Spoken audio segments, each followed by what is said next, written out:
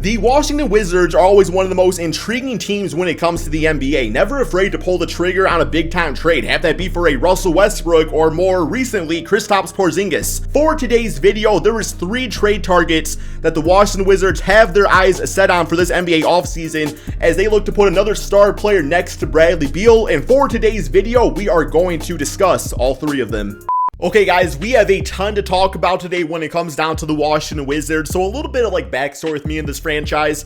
If I'm being 100% honest, I might not talk about it very often, but the Wizards are one of the teams that heavily got me into basketball. You know, back in 2004, that was the first year I really watched the NBA. I was a 12-year-old hype beast. The Pistons were my favorite team. I think my parents started watching them, which ultimately got me watching basketball and everything like that. But, you know, besides my Pistons winning the championship, make me fall in love with basketball, you gotta look at the other teams. The teams where, you know, it was Thursday night, my team wasn't playing. Who was I watching, man? Oftentimes, it was Gilbert Arenas, Antoine Jamison, and Caron Butler. I absolutely love that squad. And I feel like what the Wizards were, and maybe some of their problems over the past 15 years and some of the problems along the way and really how they have addressed some of those issues really heavily makes me respect the franchise, man. So for today's video, we are going to be talking about some new NBA offseason news when it comes down to the Washington Wizards. Now, keep in mind, guys, I cannot grow this channel without you, man.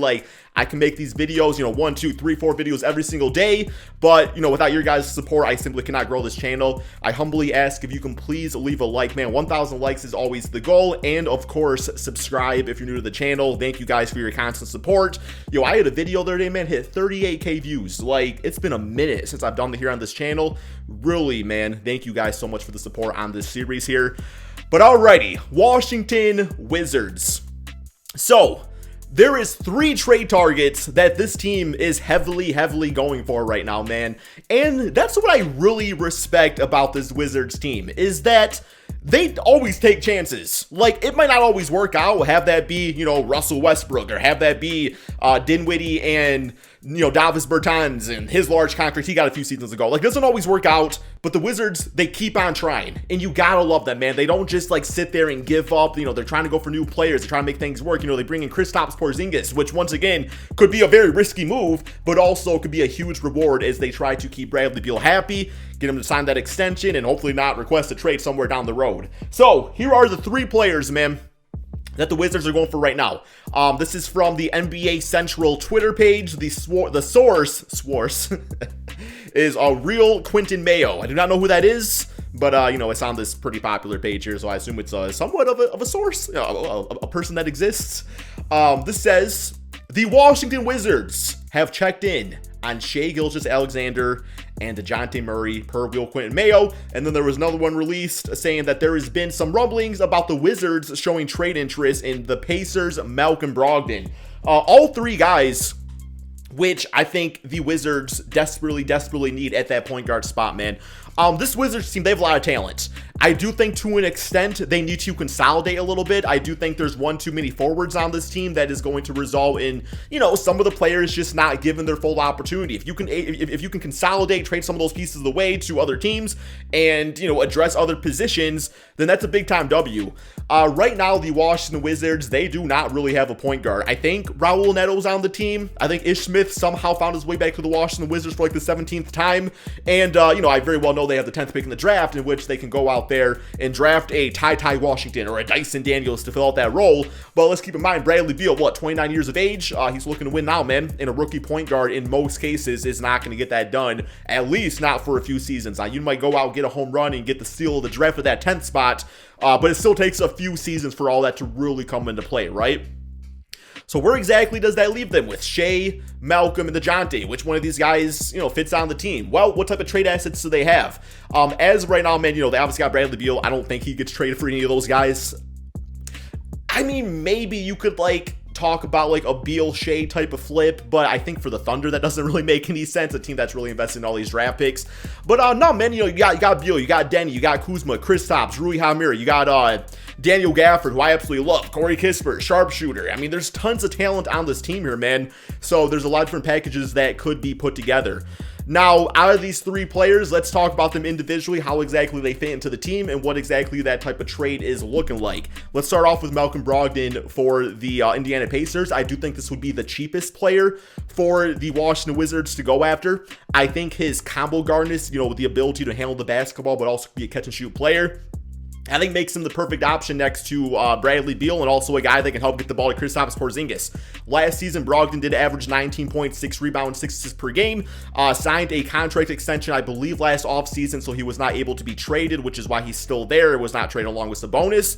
It's a really good opportunity for the Wizards to get a really good, high-efficient quality player very quickly and probably for a pretty low cost. I mean, I could see the Indiana Pacers, they're really looking for a power forward right now. So, I mean, you got Rui Hachimura, you got Kyle Kuzma, somebody like that, I think the Wizards would definitely bite on.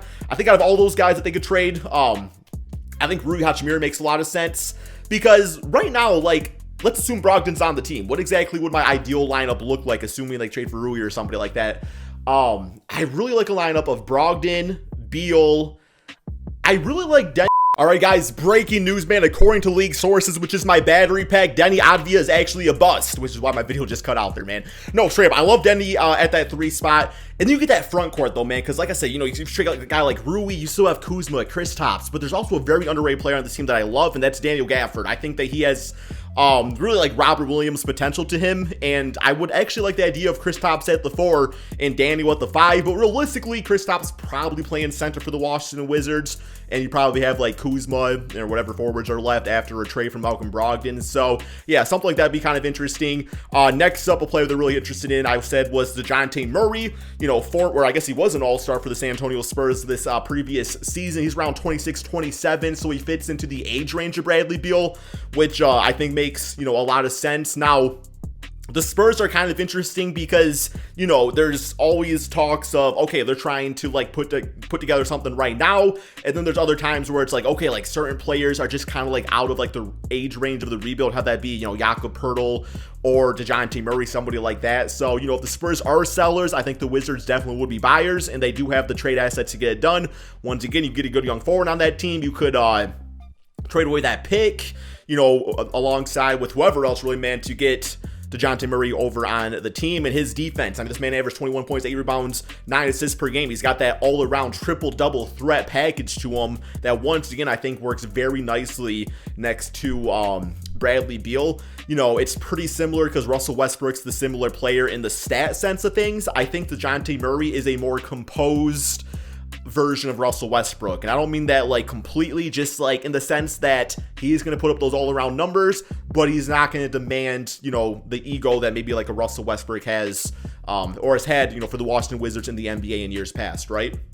And then the final guy, I think this is pretty unrealistic for it to happen, but who knows, man, and that is Shai Gilgeous-Alexander. And this would be strictly if the OKC Thunder are just you know what, man, we want every single draft pick in the world. Give us your number 10 pick, give us Denny, give us Rui, give us the next 5-year unprotected first round picks, and you guys can have Shai Gilgeous-Alexander, who averaged 25 points, 5 rebounds, 6 assists per game, which would give them one of the most dynamic backcourts, in the NBA with Bradley Beal. That'd be so much fun to watch. Do I realistically think this is going to happen?